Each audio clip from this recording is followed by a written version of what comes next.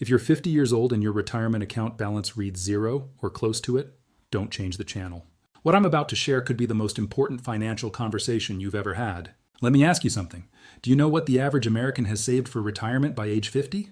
According to data from the Federal Reserve Survey of Consumer Finances, the median retirement savings for Americans between 55 and 64 is around $87,000. Sounds like a lot, until you realize that most financial experts say you need somewhere between $1 million and $1.5 million to retire comfortably.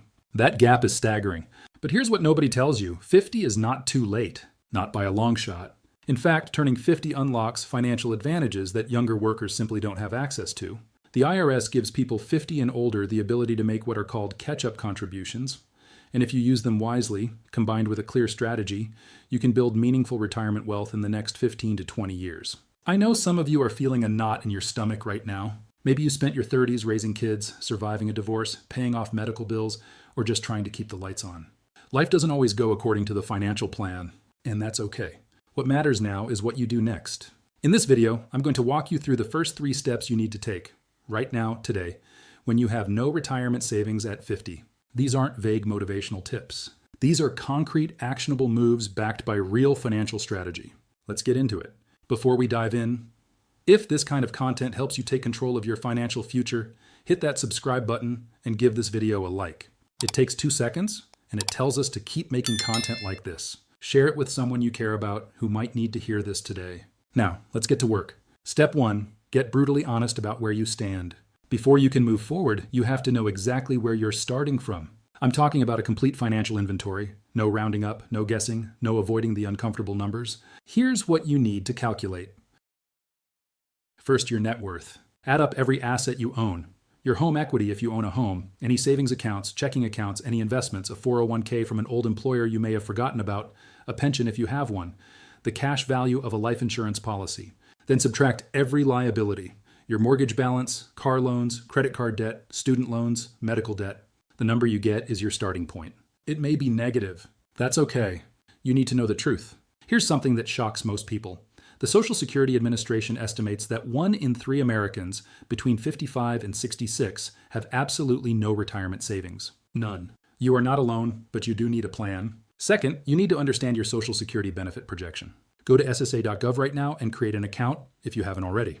The Social Security Administration will show you an estimated monthly benefit based on your earnings history. This number matters enormously because for many Americans, Social Security will provide 40% to 50% of their retirement income. Knowing your projected benefit lets you understand how large a gap you actually need to fill. Third, calculate your current savings rate.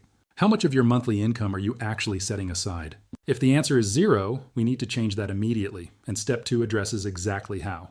But even if you're saving 5% or 8%, we need to push that number significantly higher. The reason this step is first is psychological as much as it is financial. Most people avoid looking at the numbers because the numbers are scary. But here's the truth. You cannot fix what you refuse to face. The moment you sit down and write out the real numbers, you shift from anxiety to agency. You go from, I don't know how bad it is, to, here's exactly what I'm dealing with, and here's what I can do about it. That shift is everything. Use a simple spreadsheet or a free tool like Mint, Personal Capital, or even a legal pad. The medium doesn't matter. The honesty does. Step 2. Maximize every tax-advantaged account available to you. Once you know where you stand, your next move is to aggressively fund the accounts that give you the biggest tax advantages. This is where people 50 and older have a real edge, and most Americans don't fully take advantage of it. Let's talk about 401k catch-up contributions. As of the most recent IRS guidelines, anyone under 50 can contribute up to $23,000 to a 401k per year. But if you're 50 or older, the IRS gives you an additional catch-up contribution of $7,500 on top of that for a total of $3,500 per year. I always recommend you verify the current year's limits at irs.gov because these numbers are adjusted periodically. But the catch-up provision itself is here to stay, and it is one of the most powerful tools available to you. If your employer offers any match, that's free money you absolutely cannot leave on the table. If your employer matches 3% of your salary, and you're not contributing at least 3%, you are literally turning down part of your compensation. Start there first. Think about this. If you contribute the maximum catch-up amount to a 401k from age 50 to 67, that's 17 years, and your investments grow at the historical stock market average of roughly 7% annually, you could accumulate over $1 million. Now, past performance is never a guarantee of future results. Markets go up and down. But the historical long-term average of the US stock market has hovered around that 7% figure after inflation for decades. Starting at 50 is not starting too late. It's starting with urgency. Next, look at an individual retirement account, an IRA. Under current IRS rules, you can contribute up to $7,000 to a traditional or Roth IRA per year, plus a $1,000 catch-up contribution if you're 50 or older, bringing your annual limit to $8,000. Again, check irs.gov for the most current numbers. These limits do get adjusted over time. Whether you choose a traditional IRA, which gives you a tax deduction now, or a Roth IRA, which gives you tax-free withdrawals in retirement, depends on your current and expected future tax brackets. If you believe taxes will be higher in retirement, lean toward the Roth. If you need the tax break now, the traditional IRA may be more advantageous. If you're self-employed or have any freelance income, even part-time, pay close attention. A SEP-IRA or solo 401k allows you to contribute up to 25% of your net self-employment income with maximum contributions well into the six figures depending on your earnings. These accounts are dramatically underutilized by self-employed Americans, and they can be one of the fastest ways to build retirement savings if you have the income to support it. Now I know what some of you are thinking. This all sounds great, but I don't have extra money to contribute. I hear you. And that brings us to a critical question. Where does the money come from? The answer is step 3. But before we get there, let me say this. If you have high-interest credit card debt, anything above 8% or 9% interest, paying that off before maxing out retirement accounts may actually be the smarter mathematical move. The guaranteed return on eliminating 24% credit card interest often beats the expected return on investments. Get a grip on high-interest debt first, then redirect that payment toward retirement savings. Quick pause.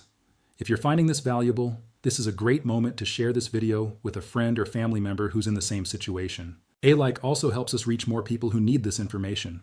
We'll keep going. The next step is the most practical one yet. Step 3, redesign your lifestyle budget around retirement as a non-negotiable. This is the step that separates people who talk about saving for retirement from people who actually do it. And I want to be honest with you. This step requires the most discipline, but it's also where the real transformation happens. Here's a framework I want you to use. Financial advisors often refer to it as the 50-30-20 rule. 50% of your take-home income goes to needs, 30% to wants, and 20% to savings and debt repayment. But when you're starting retirement savings late, I want you to consider flipping that savings number higher. If you can get to 25%, 30%, or even 35% savings rate, you dramatically shorten the timeline between where you are today and where you need to be. So where does the money come from? There are two levers, increasing income and decreasing expenses. Let's tackle both. The most powerful financial move most Americans overlook after 50 is earning more, not just spending less. A second income stream, even a modest one, channeled entirely into retirement savings, can add up to hundreds of thousands of dollars over 15 years. On the income side, think about your skills, your experience, your network. Are there consulting opportunities in your field? Could you pick up part-time work on weekends? Is there a hobby or expertise you could monetize? Even an extra $500 a month, $6,000 a year, invested consistently over 15 years at a historically reasonable return grows to a significant sum. The exact number depends on market performance, which is never guaranteed, but the principle is sound. Consistent contributions over time build real wealth. On the expense side, you need to do a line-by-line audit of your monthly spending, not a rough estimate, an actual, honest audit. Most Americans are paying for subscriptions they forgot about, eating out far more than they realize, and carrying cars they can't actually afford. I'm not here to tell you to stop enjoying life, but I am here to tell you that when you're building retirement savings from zero at 50, every dollar has to earn its place in your budget. There are a few high-impact areas where Americans tend to find the most room: housing, transportation, and food. If your housing costs are consuming more than 30% of your gross income, that is a significant drag on your retirement savings capacity. It may be worth considering downsizing, refinancing if rates make sense, or even renting out a room if you have the space. Transportation is the second biggest expense for most American households. The average car payment in the U.S. has now crossed $700 a month. If you're paying that much for a vehicle, that money could instead be fueling your retirement account. Food is the third lever. The USDA estimates the average American household spends over $400 a month eating out. Cooking at home more consistently could realistically free up $150 to $250 per month for most families, money that goes directly into your retirement future. Here's the mindset shift I want you to carry forward from this video. Retirement savings is not what's left over after you pay for everything else. It's the first bill you pay every single month. Automate your contributions so the money leaves your account before you have a chance to spend it. Set it up once and let the system do the heavy lifting. Automation is the single most powerful behavioral finance tool available to ordinary Americans, and it's completely free. A word on realistic expectations. I want to take a moment here to be real with you. Starting at 50 with no savings is a challenge. I won't sugarcoat that. You may not retire at 62 with the lifestyle of someone who saved diligently for 30 years. But here's what you can do. You can retire with dignity, with security, and with options, if you take the right steps starting now. You might retire at 67 instead of 62. Working those extra 5 years does two things simultaneously. It gives you 5 more years of contributions and investment growth, and it gives Social Security 5 more years to grow. For every year you delay claiming Social Security past your full retirement age, up to age 70, your benefit increases by 8%. That is a guaranteed 8% return. No stock market can promise you that. You may also need to consider what retirement actually looks like for you. Many Americans are choosing phased retirement, moving to part-time work rather than full stop, which reduces the amount they need to draw from savings each year and allows their portfolio more time to grow. It's not the retirement of prior generations, but it may be the one that works best for yours. Whatever path you choose, the worst thing you can do is nothing. Inaction at 50 means a more constrained 65. The best time to plant a tree was 25 years ago. The second best time is today. Let's recap. Step 1. Get brutally honest about where you stand. Calculate your net worth, know your Social Security projection, and understand your current savings rate. You cannot build a plan on a foundation of avoidance. Step 2, maximize every tax-advantaged account available to you. Use 401k catch-up contributions, fund an IRA, and explore SEP-IRAs if you have self-employment income. Take the employer match, always take the match. Step 3, redesign your lifestyle budget around retirement as a non-negotiable. Find ways to earn more, cut expenses with intention, and automate your savings so the decision is made for you every single month. None of this is magic. None of it is easy. But all of it is doable, and every single one of you watching this has the capacity to do it. The only question is whether you will. If this video gave you clarity and a real path forward, please subscribe to this channel. We publish new personal finance content every week designed specifically for people who are serious about building financial security. Hit the like button to help more Americans find this content and share it with someone who needs to hear it. Your support makes everything we do possible, and it helps us help more people. I want to leave you with this. Personal finance is personal. Your journey, your setbacks, your income, your family situation, none of it looks exactly like anyone else's. What I've given you today is a framework, not a one-size-fits-all prescription. If you want to go deeper on any of these steps, if you want to understand exactly how to pick the right investments for your 401k, or how to calculate your exact Social Security break-even point, or how to build a retirement income plan from scratch, those videos are right here on this channel. I'll link to the most relevant ones in the description below. And if you have questions, drop them in the comments. I read them. My team reads them. And the best ones become future videos. You've made it to 50. That means you've already survived a lot. Now let's make the next chapter the one where you take control. I'll see you in the next video.